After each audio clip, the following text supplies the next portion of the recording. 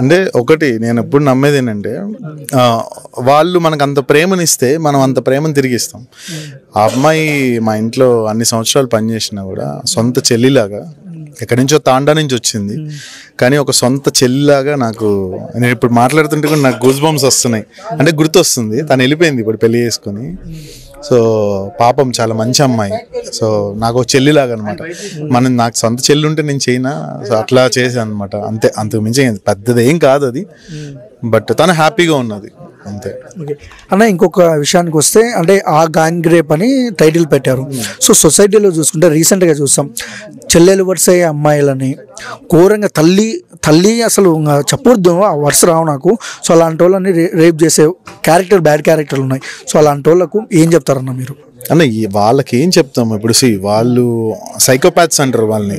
వాళ్ళ తల్లి చెల్లి ఇంకా వావి వరుస లేని వాళ్ళకి ఒకటే నేనేం చెప్తానంటే, మన ఇండియాలో కూడా దుబాయ్లో వచ్చినట్టు డైరెక్ట్గా రోడ్డు మీద జనాలు అందరూ చూస్తుండగానే వాళ్ళని హ్యాంగ్ చేయాలి, లేదా వాళ్ళని అడ్డంగా నరకాలన్న. ఎందుకంటే వాళ్ళని చూసి భయపడతారు, ఇంకొకటి చెయ్యాలంటే వాడు భయపడతాడు.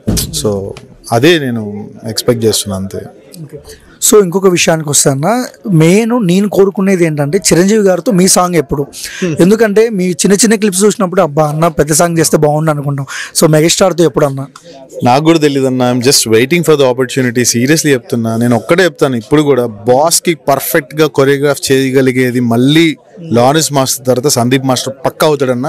ఇది ఓవర్ కాన్ఫిడెన్స్ కాదు, నేను నిజంగా చెప్తున్నా. ఎందుకంటే నాకు ఈరోజు నేను ఇంత మంచిగా ఉన్నాను, ఇంత హ్యాపీయెస్ట్ పొజిషన్, ఒక మంచి పొజిషన్లో ఉన్నానంటే అది పరోక్షంగా తెలియకుండా బాస్ చిరంజీవి గారు. ఎందుకంటే తెలియకుండా చిరంజీవి గారి బాడీ లాంగ్వేజ్కి నేను బాగా కొరియోగ్రాఫ్ చేస్తాను, అది నా బాడీలో ఉంది. అది చిన్నప్పటి నుంచి ఆయన సినిమాలు చూసి ఇమిడిపోయింది, అది బాడీలోకి పరకాయ ప్రవేశం అయిపోయింది. సో ఆయనకి ది బెస్ట్ కొరియోగ్రాఫర్ నేను 100% అవుతానన్నా. సో ఎందుకన్నా బ్రేక్ ఎందుకు వస్తుంది మీకు? బాస్కు బ్రేక్ ఎందుకు వస్తుంది? బ్రేక్ ఏం లేదు, ఆయన నాకు వాయిస్ మెసేజ్లు పెట్టారు, అన్నీ పెట్టారు. ఇప్పుడు నేను కూడా ట్రై చేస్తున్నా, అనిల్ అన్న నాకు తెలుసు కాబట్టి నేను కూడా గట్టిగా ట్రై చేస్తున్నా. Let's see, hope for the best. So Bigg Boss 9 coming soon ఎలా అనిపిస్తుంది అన్న మీకు? బిగ్ బాస్ అనగానే అన్ని పాత జ్ఞాపకాలు మాకు, మేము చేసిన పనులు, అమర్ గాడు, నేను, అంటే ఇక అదొక స్కూల్లోంచి బయటకు వచ్చేసిన ఫీలింగ్ ఉంటుంది బిగ్ బాస్ అంటే. మనకి 1st to 10th చదువుకుంటాం కదా, అప్పుడు ఫ్రెండ్స్ ఉంటారు, అలాంటి ఫీలింగ్ ఉంటుంది బిగ్ బాస్ అంటే. సో అన్న అంటే బిగ్ బాస్ 9లో ఒకవేళ మీకు పోయే అవకాశం వస్తే, 8లో వచ్చిన చాలా మందికి, మీరు వెళ్తారా? తప్పకుండా వెళ్తా, ఎందుకంటే బిగ్ బాస్లో అదృష్టం ఉండాలన్న వెళ్ళాలంటే. నేను ఒకటే చెప్తా, ఎవరికైనా అవకాశం వస్తే రాను అని చెప్పకండి, వెళ్ళండి, అదే చెప్తా నేను. Okay.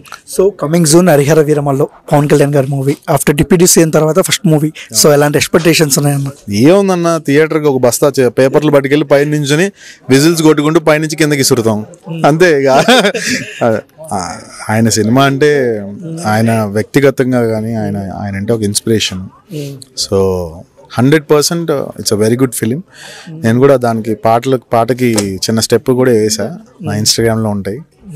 So waiting for the movie.